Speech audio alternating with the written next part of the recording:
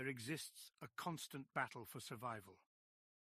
Welcome, my friends, to Atomics on a Friday, a fascinating journey into the realm of cybersecurity, data, and atomic testing. Today, we shall embark on an adventure with two seasoned experts who have roamed the cyber wilderness for years, honing their skills and strategies. Paul Michaud, a master of cyber shenanigans, has an uncanny ability to unravel the most perplexing digital mysteries. Alongside him is Michael Haag, a cyber threat connoisseur who has devoted his life to understanding and mitigating the ever-present dangers lurking in the shadows of cyberspace. Together, they shall guide us through the complex tapestry of this digital ecosystem, revealing hidden treasures and secrets that will undoubtedly leave us with a newfound respect for the world of cybersecurity. So, dear viewers, let us dive deep into the heart of this wondrous realm, where the forces of good and evil collide in an eternal struggle, and let us explore what it truly means to protect our delicate digital existence. Join us on Atomics on a Friday.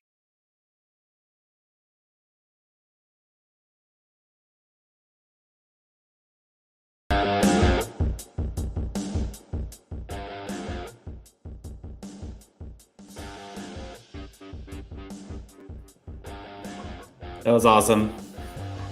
Thank we you, made it. Yes. That's a warm introduction. Yes. Just join us. We should just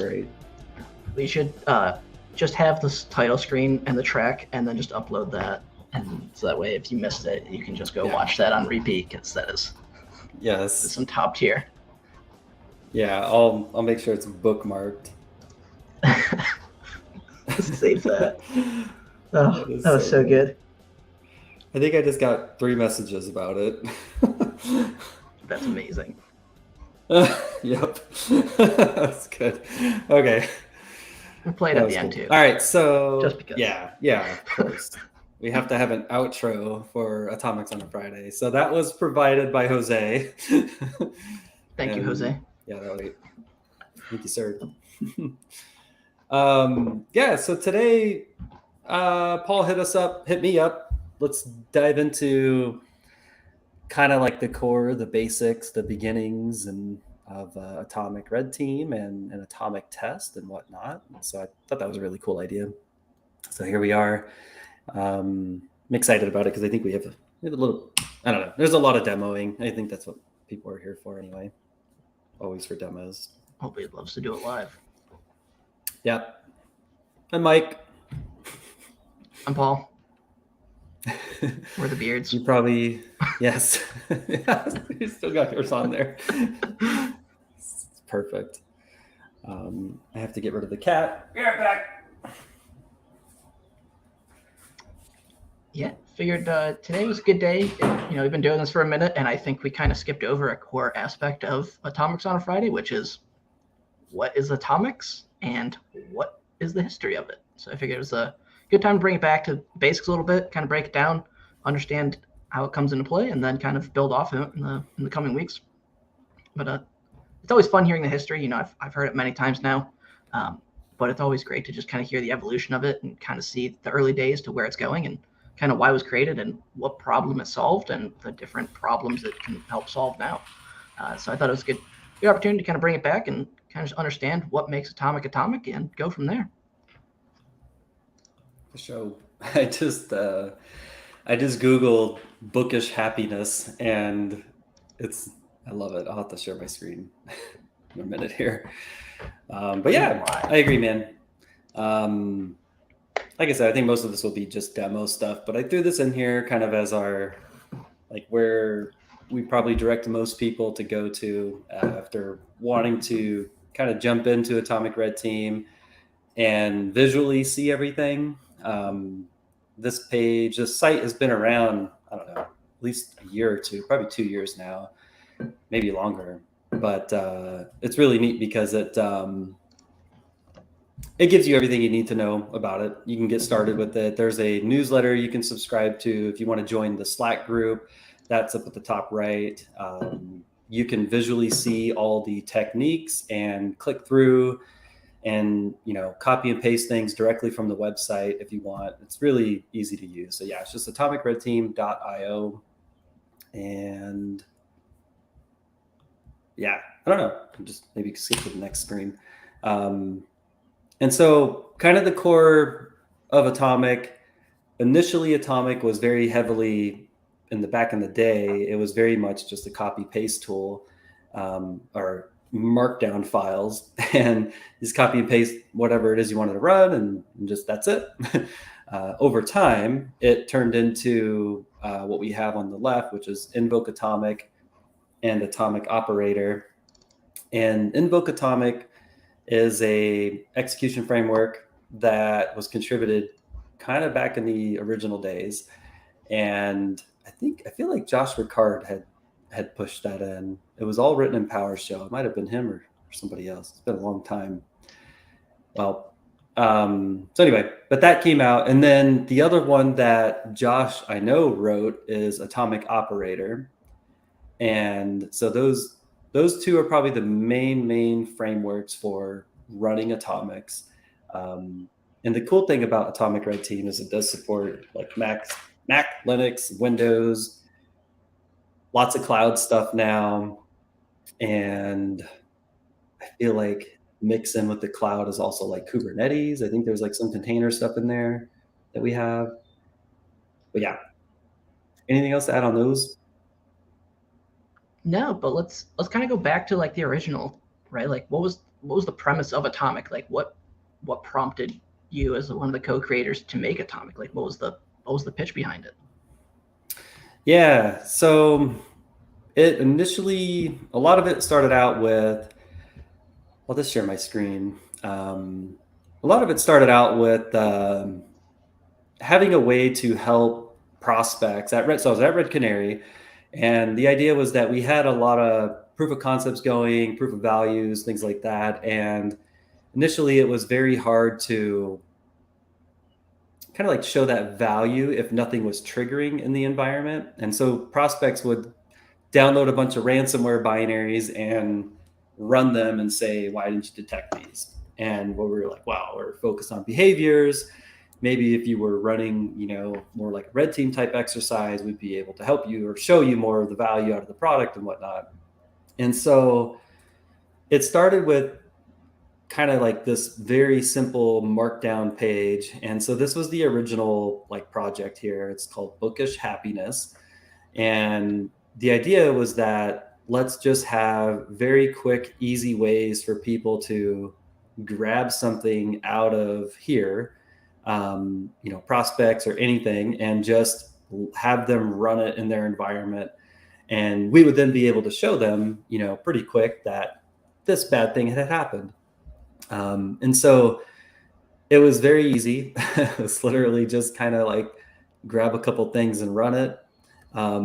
Other iterations were like a batch file or a PS1 script that was with a bunch of things combined, right? The original chain reactions, just running a bunch of things at once to generate noise. And so that's what a lot of these did, was just generate a lot of noise.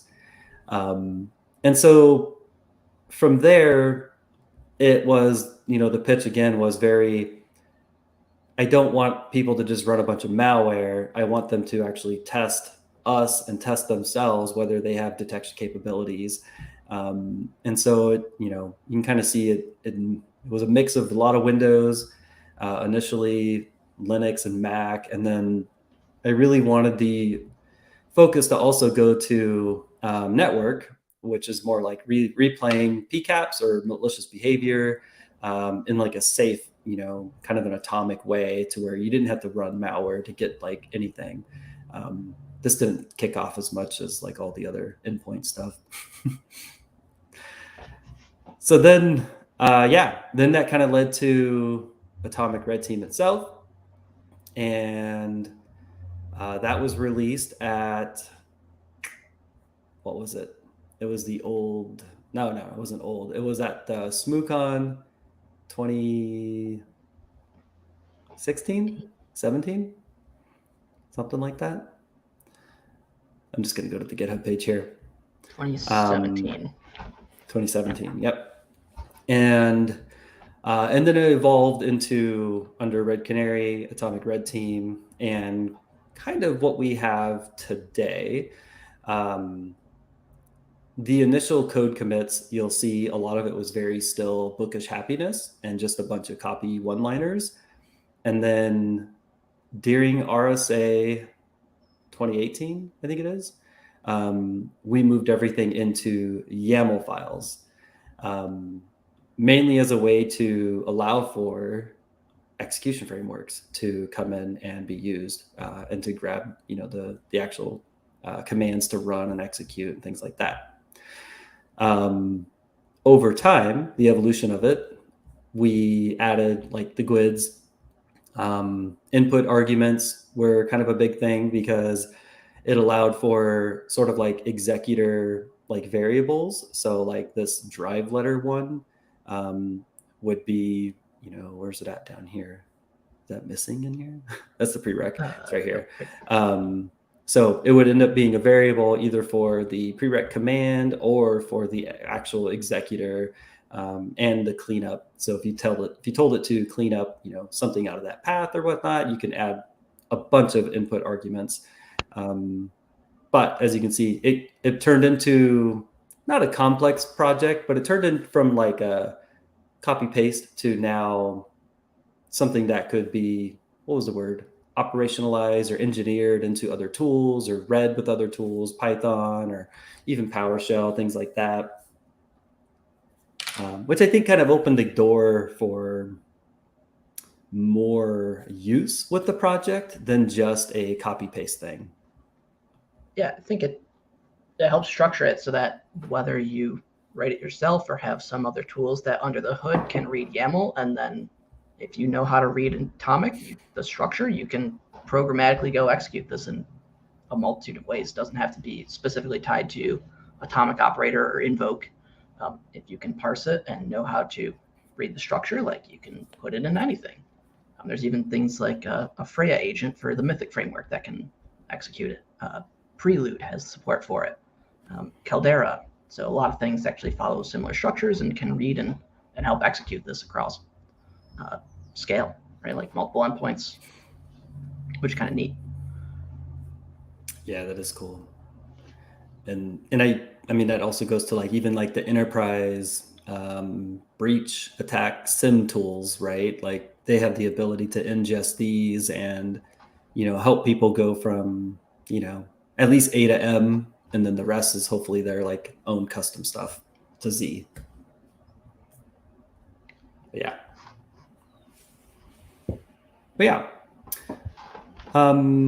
What else? Go back to slides. Yeah, let's pivot. Okay. So that's kind of those. We'll show a little bit more on the invoke here in a second too. I have a little bit here, and then we'll flip back to the YAMLs, and then I'll kind of show it again live and a few other pieces too.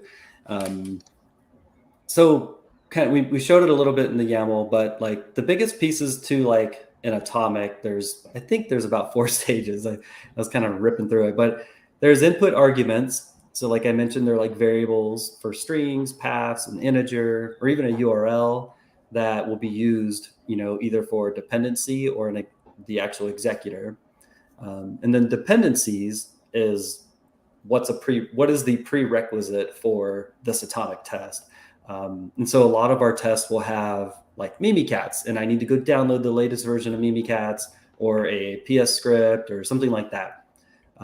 It'll go and do all that stuff. So that's a dependency, something that the test needs in order to operate, or else the executor will fail. And then the executor is the actual execution of whatever you're trying to run. And so cool piece, and I'll show in the YAML spec, we do support like command prompt, PowerShell, Bash, Shell, and then also manual. And I totally forgot about manual. So manual would be, you actually got to go and copy paste commands, or it has to be ran manually. It needs some kind, maybe like a netcat listener and something else. And then the last stage is cleanup. Most of our Atomic tests have a cleanup in them. And so the idea is that, you get your dependencies, you run your executor, and then you run your cleanup. Hopefully it works. Sometimes. Yes. Sometimes you have to update it with a custom SACL to change the permissions to a service so that you can actually delete it. Yeah. Yes.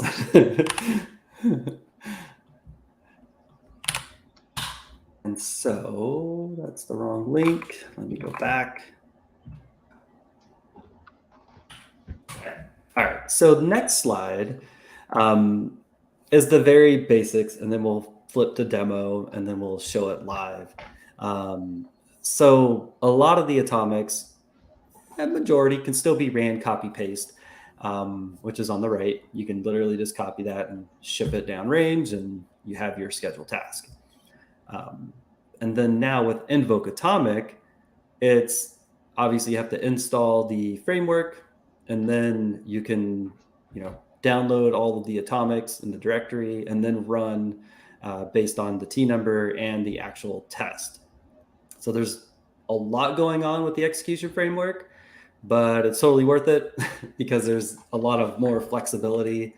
And if you've been following along with obviously Atomics on a Friday, you'll notice we probably always use the execution framework more than anything. So yeah, anything else? Just start sharing. I got the spec up and everything, so I'll share that. Yeah, I think that's pretty cool. Let's jump into that. Okay. All right, so let me copy that, and then I'll drop that over into the chat. So here is the YAML spec. And the idea with it is to be able to show, or the schema, is to be able to show sort of like what is there and what can be put into the YAML files. Kind of initially, I'm not too worried about the top portion here right now because a lot of the atomics are already defined. But the piece that I think is where most people will be operating out of here is just dripping down. So this is like the description, this is the GUID. And then now you're getting into like, here's all the different platforms that we support. So Windows, Mac, Linux, Azure, cloud stuff. And then it goes into the input arguments. And so this is obviously like the exploded version of an atomic YAML because it's kind of showing you everything that you can put in here. So under input arguments, it's not required for every test. It's typically there if you're trying to call something, or if you want to have something you could repeat but change a certain thing, like a number or a string or a path. You don't want to download something to a certain place. You would put an input argument to modify that to have it go somewhere else. So those kind of like are all defined there.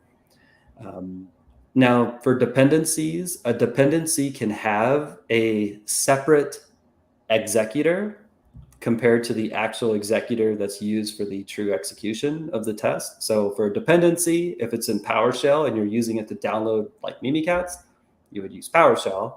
And then in your actual test, you could either run it in command or in PowerShell, depending on whatever you want to do. There's a little bit of flexibility there. And then these are all the dependency requirements, or the items that can be put there, the actual command and the prereq command, which we'll show here in another YAML. And then now in the actual executor, again, you can use one of these, command, PowerShell, or if it's Linux, or if you want to do it manually, you can do that. And then it just runs. And then similar for cleanup, you just tell it what you want to use or what you want it to do. With cleanup, it will use the executor of up here under the actual execution executor. So it just uses that one. This was really cool. I think it was Carrie who added it, was the elevation required, which I thought was really neat a couple years ago. Whether if it was you actually needed to be admin or not, you can actually specify that there, true or false. So yeah, that's the schema. So then if you flip to, give me an atomic, Paul. You want me to do 1053, 005? Sounds good to me. Okay, that seemed like an easy one. 005. Schedule tasks. Yep. Yeah. Yeah, so like in every atomic directory, we have source or bin, depending on if it's something that's needed for the test, you put it in source. If it's a binary, you put it in bin. Every directory has a markdown file, so the more visual way to look at it on GitHub, and you can see all the different test numbers and all the different ways to execute here. And then again, you could copy and paste this right out, run it. It looks like it has elevation required. So it's kind of easy to like click through and ship it. And then if you want to see the actual YAML, go back, and now it's just the same thing, just in the YAML version of it. Yeah, one of the things that I think we try and stress a lot is using the GUIDs, because changes to the MITRE framework, tests can get moved from one thing to another if it fits in a better location, could get deleted due to duplicative or whatever. And so sticking with, well, you can use things like the display name or the test number, so the order in which it sits into this YAML file. GUID should always be mapped to the test, regardless if the display name changes, the order of it changes, the GUID is always referenced to that specific execution test. So that's just one thing to be cognizant of as you're testing is, right, like test 5 today for this could be test 3 tomorrow. Doesn't happen often, but it does happen. In the case of like we did a couple weeks ago, I actually approved some moves of tests to a different spot because it just made more sense. But just something if you're like, especially doing it like programmatically or in like a CI/CD type pipeline, using those that are going to generate consistent results is definitely the way to go. So the GUID is a great addition and method to use. Yeah. Yep, definitely. And typically we try to get in like with the descriptions, over time we've iterated over, how these should look. And you can be as descriptive as you want. I see people put in like, actual like links and whatnot to the resource, like where they found this from. We try to add this piece like upon execution, like what is going to happen so that the expected behavior is sort of defined. So it's kind of all within the description piece. Yeah. So yeah, go ahead. I'm saying the description for two things helps is, especially if you're pulling from things like threat reports, knowing like where the idea came from, so you can kind of help emulate it. Like in the case of like the Russian snake malware that you submitted for Atomics for last week before, helps to point to like where the source came from, but also to your point, the upon execution. Sometimes you come across an atomic and you're like, okay, what is my expected outcome of this? Like what is the thing that should occur or I should expect to see? So that way you can help troubleshoot if you run into errors. That is the one tricky part about atomics is sometimes you get an error and you're like, was this expected? Is this normal to get an error for this test? Having that information is helpful for when you're trying to troubleshoot or validate like the thing did successfully run. Yep. Yeah. Especially with like the Mac and Linux test, it could be tricky. Everything's a file, but nothing's a file. Yeah. Nothing works. Nothing is as it is expected. I don't know. Coffee. It's a good tongue twister. Yeah. Nothing is as it is. Nothing is as it seems. There you go. All right. I'm gonna flip. Yeah, I know. When I came in here, I was like, "That's fancy." And got updated logos. Yeah, it's pretty cool looking. Pretty slick. Yes. So with Invoke, which is pretty much how I think all of us will recommend you get started. I typically go into the wiki up here at the top and then go to installation. And there's a bunch of methods in here now. If you want to just install it through the gallery, you can do install module, copy paste this, and it will install it. That just does the execution framework. So there's two parts that you need. You need the framework, and then you also need the atomics.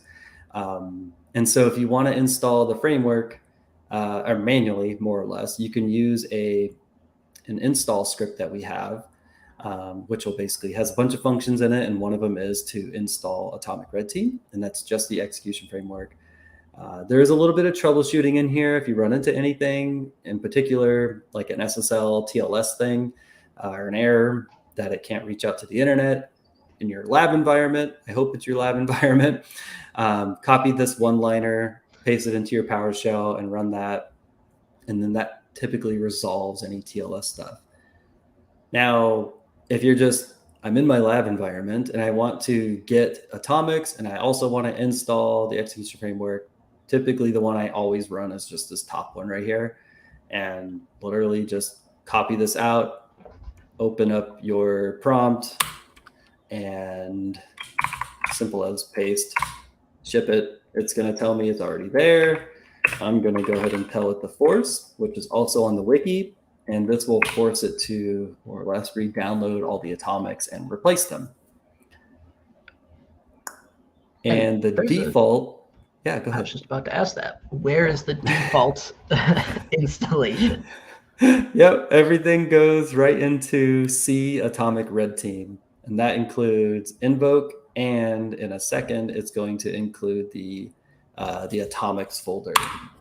Sometimes you got to double tap, and boom, there it is. So C Atomic Red Team. So all the magic will happen.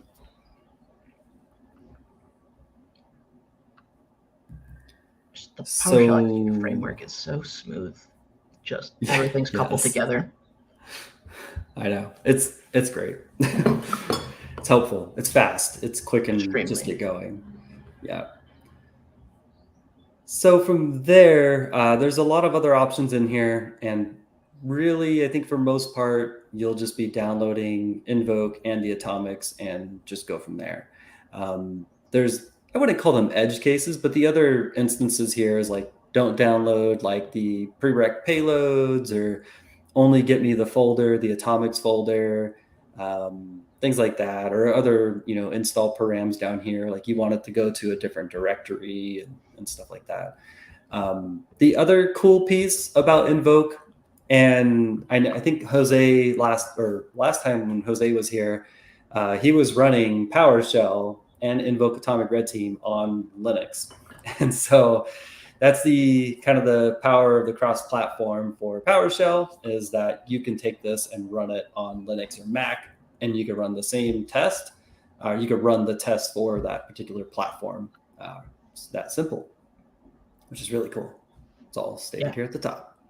And then even cooler is that you can then remotely run atomic tests across all platforms, Linux, Mac, and Windows. Yeah, that is really cool. SSH for your Mac and Linux, and then of course Windows. Like, just doesn't get any easier to do it locally or remotely. Yep. I have not done it between Mac and Windows or Linux. Have you Windows to Linux before, or the other way? Either way, no. Other ways? Yeah, same here. I think it's most. I'm like 99% Windows. Yeah, I haven't had the use case, I guess. Yeah, I just got Mac VMs running on my ESXi instance, so that is possible. Nice. If you do some GitHub foo, you can find a neat script for those of you running ESXi at home. It's not supported, but it is doable. I'll leave you with that. It works. So you can absolutely have Mac VMs on your own, on non-Apple hardware, even newer instances. So that is good news for those of you who need Mac VMs. I do. I can go for a Mac VM. All right. So for my next trick, I am going to run a get help against Invoke Atomic Test, mainly to just kind of show this stuff. Boy, I hope we have examples, but we don't. We don't have anything in here, apparently. Okay. There we go. Yeah. A lot of the that parameters. Things we went over. Some are nice built-in things, but that's hilarious. Now I think generally speaking, the Invoke Atomic Test is probably the one that most everybody will run. Yeah. Okay. So Mike, now what do I do? So we first said we're going to go ahead and play with the T1053-005. And you've probably seen this on our prior ones using invoke. So initially, I could just hit enter and fire all this downrange. Tons of things are going to happen. I have no idea how many tests are in here. I don't know what's going on. Oh, look at that. I hit enter. There it goes. Ooh, I accidentally slipped on that key. Yes. Let's see what happens live.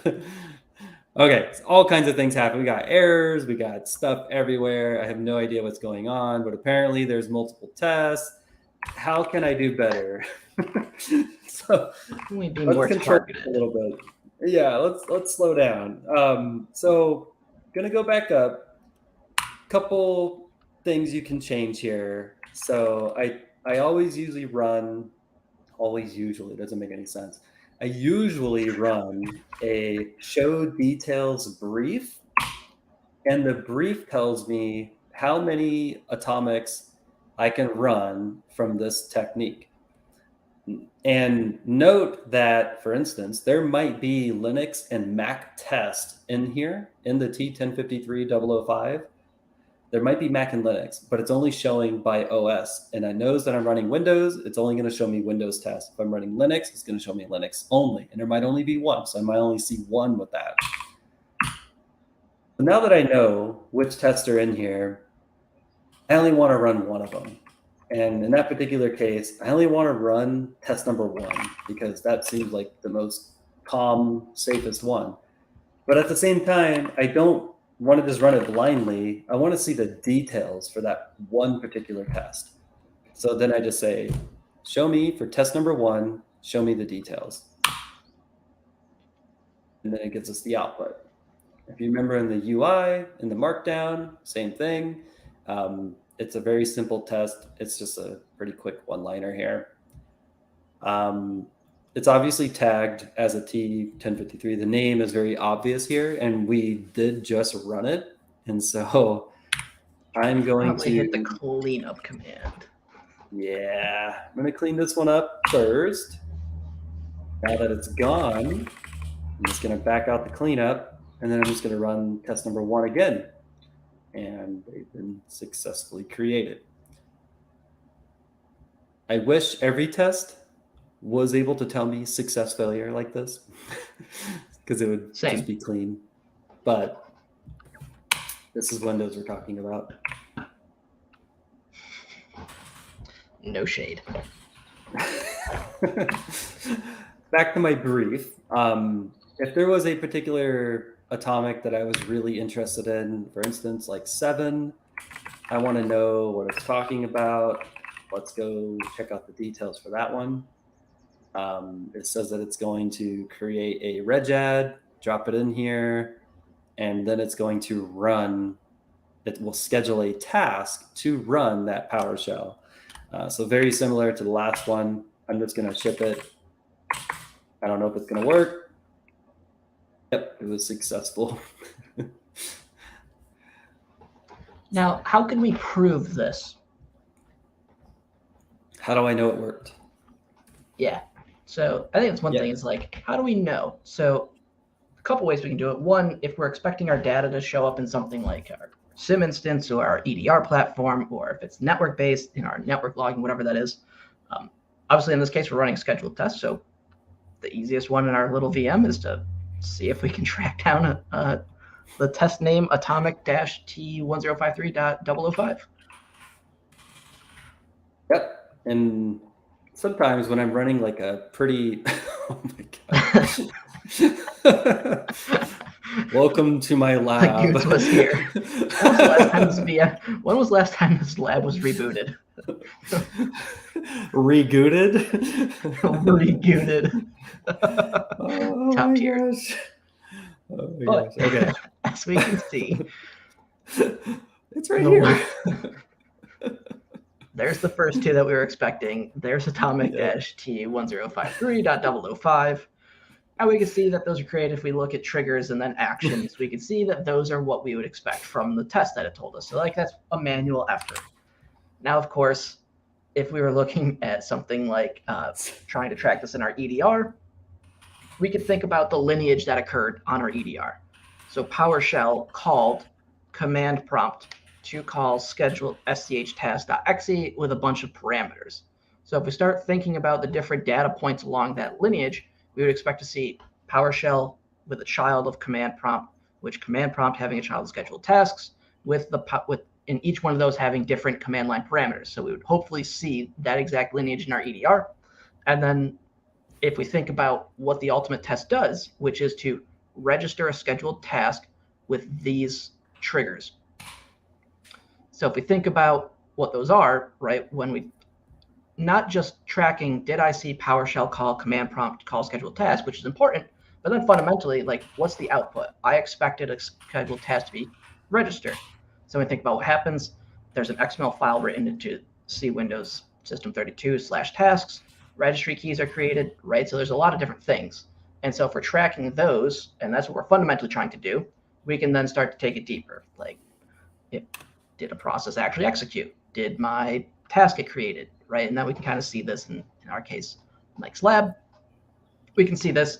We could also then start to go pivot like, okay, did I see the registry key get created for my task name? Did the file get written into the expected directory for that? And actually start to track down like the actual behavioral aspects of the test, not just the execution of the test, if that makes sense. Kind of roundabout, but it's important to think about, right? Like, yes, you want to see it, but you also want to prove like, I expect these things to occur. Did they actually occur? Yep, definitely. So like this is a great example of an atomic test that could use like input arguments, right? Like there was a lot of stuff in test number 1 that maybe I want to modify. So you do show details again, and maybe I don't want to always have the name be that. Or I want to change the actual command, the trigger, and things like that. So that's a great example of a way to modify an atomic to make it better, more dynamic. Because in your environment, in anyone's environment, yeah, like looking for T1053 as a scheduled task name is going to be super obvious, right? Like somebody's playing with Atomic Red Team today, good job. But what if the name was something else, and obviously just some, whatever it may be, KB update or something, like, yeah, sure, like folks might ignore that more. Like if you're actually like kind of, running like a purple team type thing, and don't expect me to like, I already forgot which one we're doing. What are we doing? 1503005. I have my notes. Look at the notes. 1053 005. So I'm just going to open up the YAML in my totally overpopulated Notepad+. That's fine. They're not Chrome tabs, so it's fine. Yes, that's true. It's less stressful. Yes. So now, I don't know. This is a complete side tangent. Do you want me to run down this? Let's just do it. Run down it. All right, we're doing it. All right, we're adding input arguments to our little test here.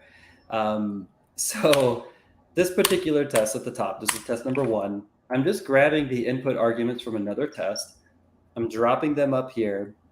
And now this is where I'm going to start modifying test number 1. And I'm going to say, hey, first, let's leave that actually. And then I'll show you what we'll do. And then I'm going to change this one to be task name. We'll do task name. And then I'm going to give it the description, name of task. And then drop in your name.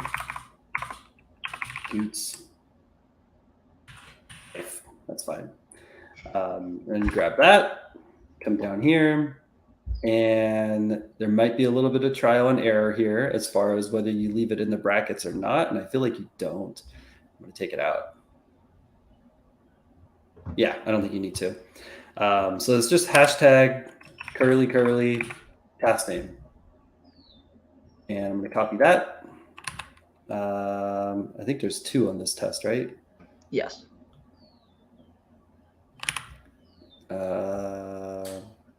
Goods life dot camp. We'll see if that works. Don't forget and then we're going fix your cleanup. Oh, yep. Let's double clean those. So this will go down here now. Otherwise, your cleanups will not work, and you will just forget that it didn't work. And then the next morning, you go into your VM, and you have a whole bunch of command prompts open and calculators running, and you don't know why. Don't ask me how I know. This is all from experience. Maybe. We can't be too sure on that one. Yeah, and now I'm just changing out the task command with this, and save it. I think that may or may not work. So I'm going to go ahead and go over here, clear this up a little bit, show the details on that test. And as you can see, gootslife.camp. So we've officially changed a little bit of it. I think the trigger, that may need to be inside quotes, which we can fix. I think you just put them up here. Yeah. Does again, and nope. Okay. Then we'll put them Double down there. it. I think Oh, wait. over here too, yeah. There. That should work. Yeah, I think that's Good. Famous last words. There we go. All better. Okay. Name changed, all that stuff based on that. Okay, so we made this test super cool. We're going to go ahead and just kick it off again. This is going to install the Goots backdoor. And got to refresh. F5. Hit F5. No, I don't have the keyboard. Don't work remote. What? There's your Goots life, and the Goots is still here. All right, so there's those, right?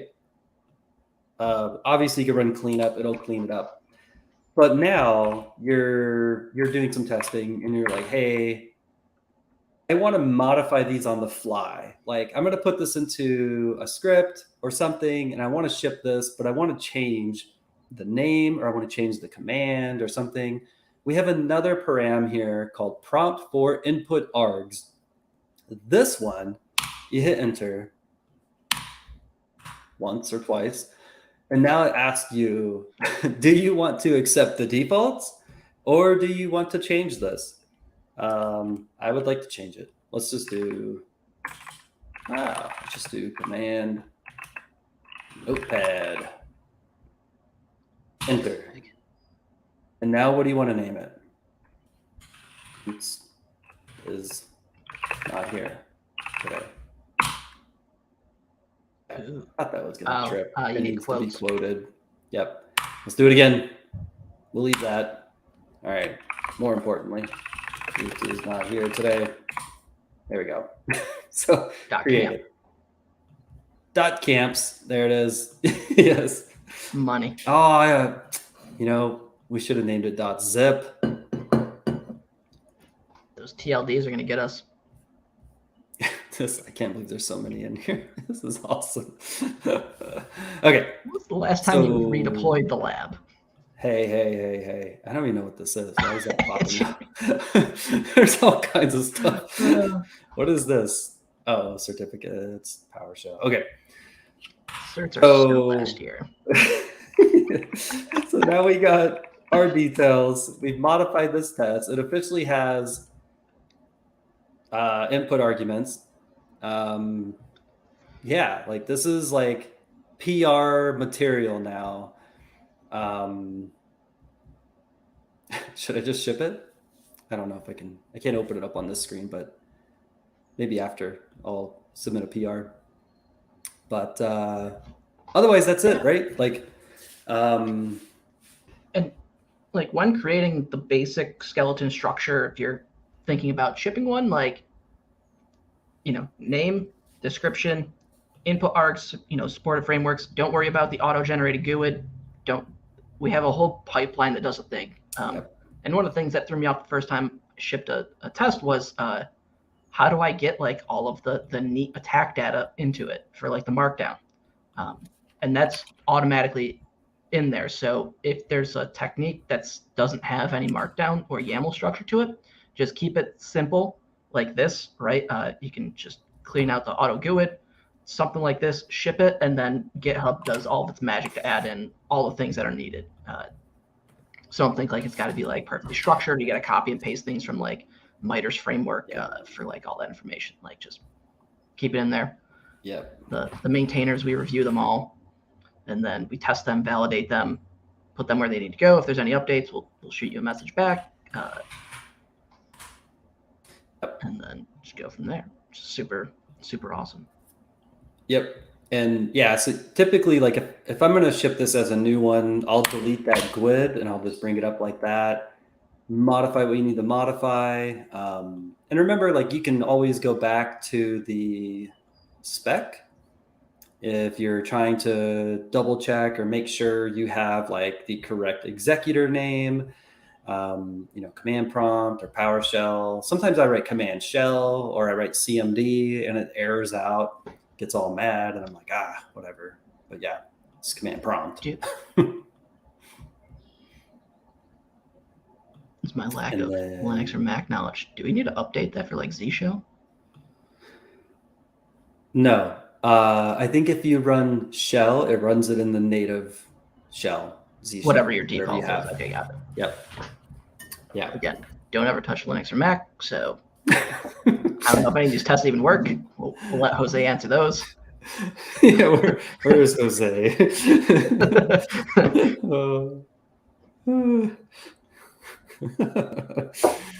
All right. We had a question. So about all the Sigma notifications are coming from the Nextron Systems Aurora agent. There's a free version, and then there's like a paid version. This is the version that ships with the Splunk attack range. It's the free one. But yeah, it's really cool. It has a little GUI and all that stuff. I think we talked about it a couple episodes back, but yeah, we get asked about it quite a bit. We should do something about that. Yeah, we'll have to get Naz back in, talk on the agent. Yes, that would be cool. Good idea. So just dropped into the chat. It's actually pre-baked into Splunk's attack range, right? Yeah. It's a new one in there? Yep. It's the main EDR outside of obviously like Sysmon.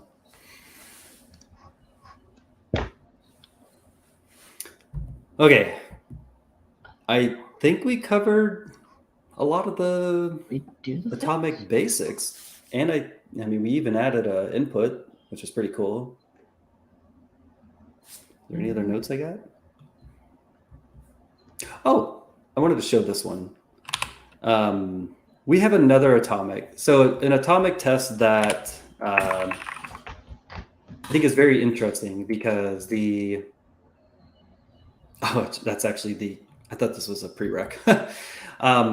This particular atomic test runs a bat file, and I used to always recommend this one if you wanted to like rattle cages and make a lot of noise. And so this is a giant bat file that I wrote forever ago, and I'm hoping somebody has added stuff to it this stuff down here is fancy. But what's going on down there? Azure profile. Oh, looking for creds. This just does a bunch of discovery commands. I'm like, what is it exfilling down here? Oh yeah, my password. It runs a bunch of net commands, reg queries, Wimic stuff, very, very noisy things. It's meant to just like rattle that cage, generate a lot of noise. Is this thing actually working? Is my vendor listening today? Like, are they out there? And so this is under T1074-001. Here's the show details. Again, if you wanted to see all the tests in there, we could do show details brief. There's just two. And note that it skipped test number 2 because it's most likely for Mac or Linux.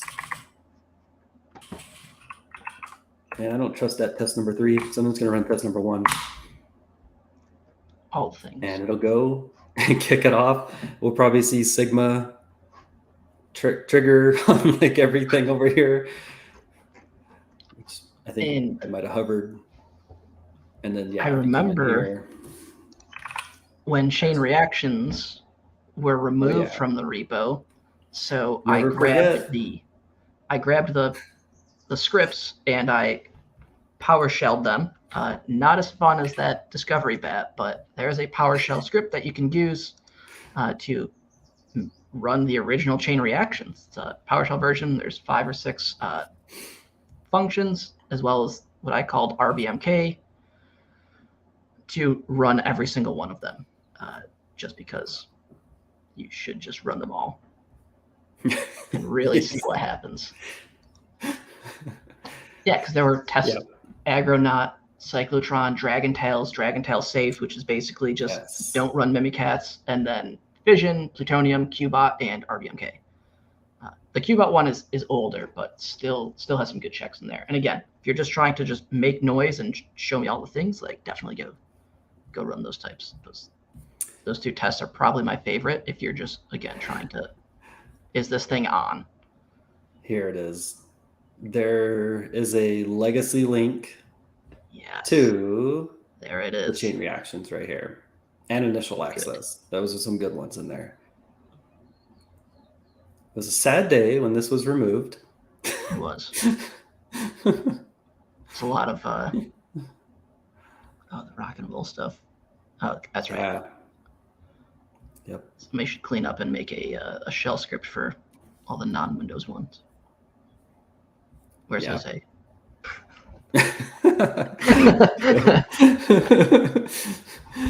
Poor Jose.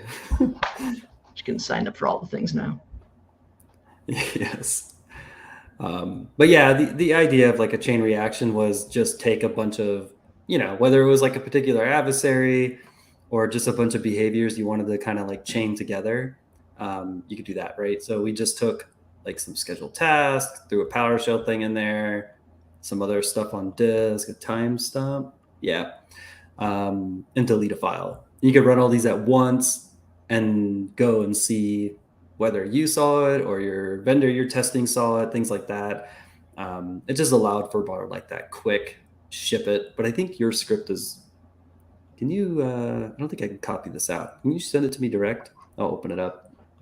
Yeah. Do it live. There you go. Yes. Copy. There you go. Yeah, this is awesome. Yeah, super cool. So yeah, you can cycle through them all. That's awesome. RBMK. You want to fire them all off? RBMK is the way to go. Yep. Literally, we'll just call all of them. That is great. Yeah. But that's like the power of using it, right? Like with Atomic, Red Team, or even like taking different tests from Atomic. You could even chain in like invoke Atomic test like GUIDs and just have like a whole set of GUIDs for each function in here and just let it go nuts based on that too. Like I love that. It's nice because it makes it easy. Emulation scripts.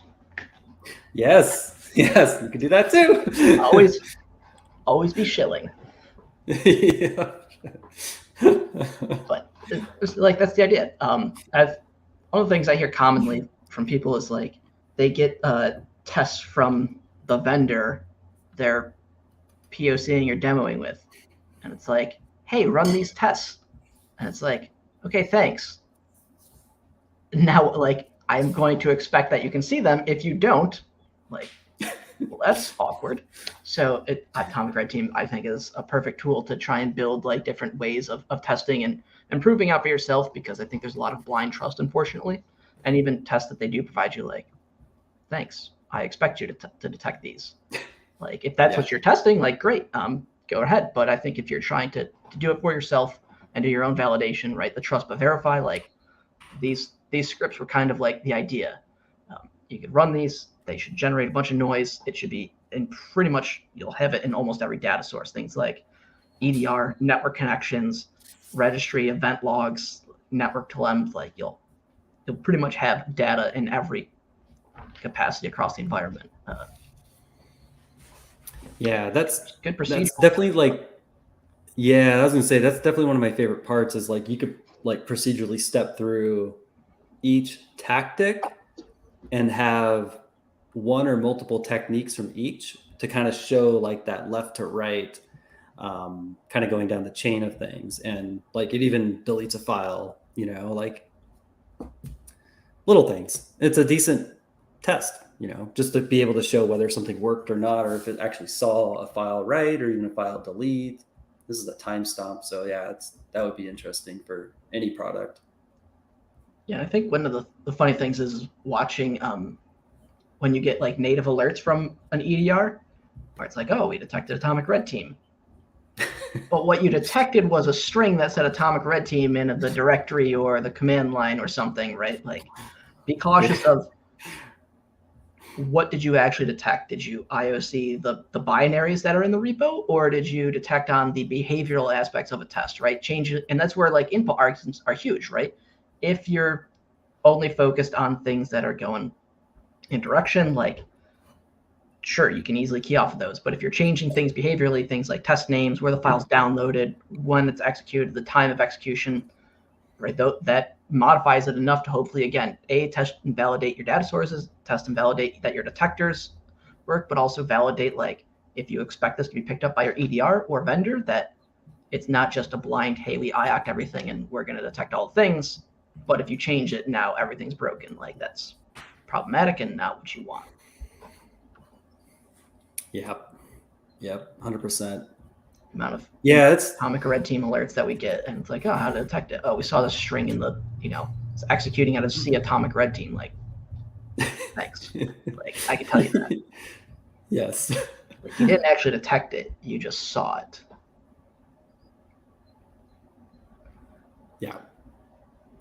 Yeah, it'd be interesting how many vendors do just trigger on the fact that a atomic red team was written to disk or based on the string. The best way to do it is to not run it locally. Use your remote execution. Go to the invoke framework, either whether you're testing on Windows, Linux, or Mac. Follow how to do a remote test. That way, it's not just staged on the box. It's remote execute remotely across it. The PowerShell remoting for Windows or SSH for the other ones, and then lineage off of that. And then if it needs a requirement, it'll put those requirements on the system. It'll pull them down, download them, etc. But that makes it easy to do. Again, versus just testing locally, like you can do, which is good. And of course, like you want to see those, and also then validate your alerts of like whatever it is. Yep. I think you just said like our next. That should be our next Atomics on a Friday is remoting. That might be really good to dig through. Yeah, I think it'd be cool to demo Atomic Runner, which is a new function that got merged in a couple weeks ago from Kerry Roberts and amazing team over Walmart for that contribution. So if you're looking at doing like continuous integration, continuous testing programmatically, like absolute phenomenal ports. And Evan has logging too. So it has, and even logging to like remote syslog or shipping those to a remote syslog server. A lot of cool features. There's obviously the attire from Vector Team. So if you want to run Atomics and use Vector's purple teaming framework for tracking, like a lot of cool things. We could honestly spend like 3 months going through like the absolute multiple ways and core aspects that you could use Atomic. But I think it started of like what is the basics of an Atomic, what makes it up, the structure, and how it can easily just go through it. Yeah, I know. We probably should plan a little bit out and maybe even have Carrie come on and show it live. Yeah, I mean, it's probably one of the coolest things that we've seen in a minute. Yes. But yeah, that's that. I think that's it. I'll definitely make sure I add some bookmarks in the YouTube video piece. There's our demo thing. And I'll ship out any references and things like that. Trying to think of anything else. What's 2 weeks? Are we 2 weeks out from something? I don't know what day it is anymore. I don't even know what is in 2 weeks. The 2nd, June 2nd. June. All right. Yep. Go. After. Yep, it works. What's that? Holidays coming up? Is that Memorial Day? Yeah, that's the 29th, I think. Monday. Yeah. Excellent. Awesome, man. Well, cool. This was good. Good start. We got a new atomic test with some new input arguments, and Is it technically a new test? Modified Can test. something be new and updated? Or new and improved, as they say? How can it be new and improved if it was never new before? Or if it's new now? It is coming in with some goods. The goods are always good. Yeah. The tried and true. The tried and true goods. But yeah, Right I'll ship it. I'll throw it in, and then we can do some remote tests next week. See how it works. Yes. Or Yeah, not next remote week. test and atomic runner in 2 weeks. Invoke. Yeah, we can do it. Atomic. Let's do You do remote both. test. Let's figure it out. Do I don't both. know. Just remote. I don't know. Figure it out. Make it work. That'd be fun. You could do Mac Get y'all next to time. Windows. Yeah, we can. See y'all. Maybe Jose can do that one. Yes. Yeah, that would be awesome. We'll get him back. I'll bug him. Sure. Let's get it.